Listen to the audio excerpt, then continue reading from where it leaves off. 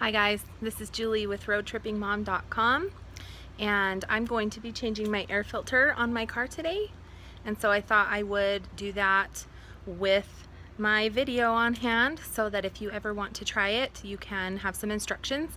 It's the easiest thing ever. It's important to change your air filter as often as your manufacturer's booklet tells you to.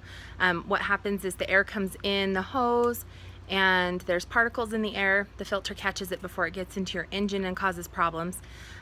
So let me show you what I mean, and here we go. Alright guys, here is my engine. I drive a Chevy Cruze. The nice thing about teaching someone how to change their air filter is that it's pretty much the same in just about every car. You would just need to locate this hose right here. This is your air intake. So air comes into the engine through this hose. It passes through the filter underneath this case here, and then it goes into the engine to help things perform properly. And what the air filter does is exactly what it sounds like. It filters all of the particles out of the air that you don't want getting into your engine. But when that filter gets dirty and gunked up, it makes it harder for your engine to perform properly. So it's important to check your air filter often. A lot of times when you take your car in to get an oil change, they will check your air filter as well, because clearly they would love to sell you an air filter change also. But I'm telling you right now, this is the easiest thing to do, and if you can do it yourself, you're going to save money for sure. So I just want to show you guys on this air filter housing on this case here. You'll see that I've got these screws, these Phillips screws, all around the case. Okay, so we've got all these little screw heads. There's one there, there's one there. And in my particular case, and I think this is probably true for a lot of car makes and models, you don't have to actually take the screws all the way out. They're housed down in this little area, and so if you unscrew it about halfway, then it'll make it so that the case can come off. So I've unscrewed them as far as I think I'm needing to. Oh, that one needs to go a little bit farther. Let me get him a little farther. See if he'll come. There he is. All right, maybe that one needs to go a little bit farther. It's tricky trying to do this while I'm holding a camera. All right, looks good. So then I'm just gonna lift off this housing. I'm gonna set the camera down here. Show you guys what I'm doing. I'm gonna lift off this housing, and you'll see right underneath here, oh, this screw needs a little more loose too. You can see my air filter just right in there. Really easy to see, and I can just lift it right out. And my air filter actually looks pretty good.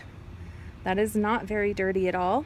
The last time I had my oil changed, I don't always change my own oil, I do sometimes.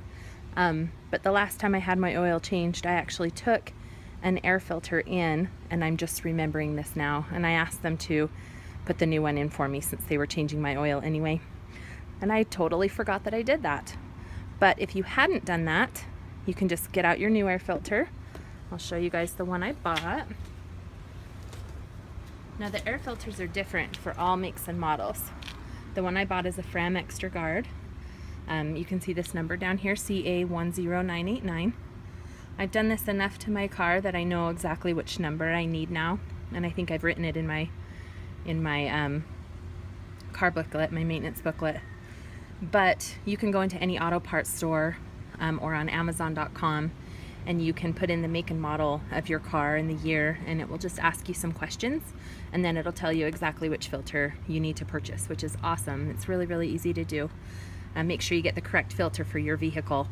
Clearly, since my filter's pretty clean, I'm not going to change it, but we'll finish the video since I'm almost done anyway. So what you would do is just take out your new filter, set it right in the housing there. Make sure it's seated properly. So I ought to put it the right direction. So it's seated down in there just right. And then I'm just going to put the case back on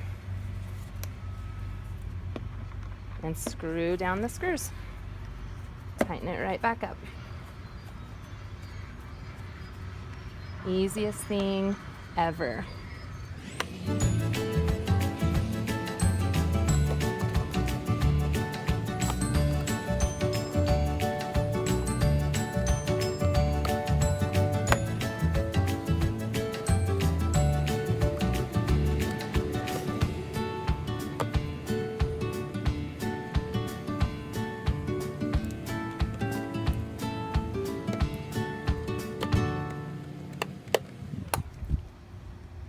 And voila, it is done.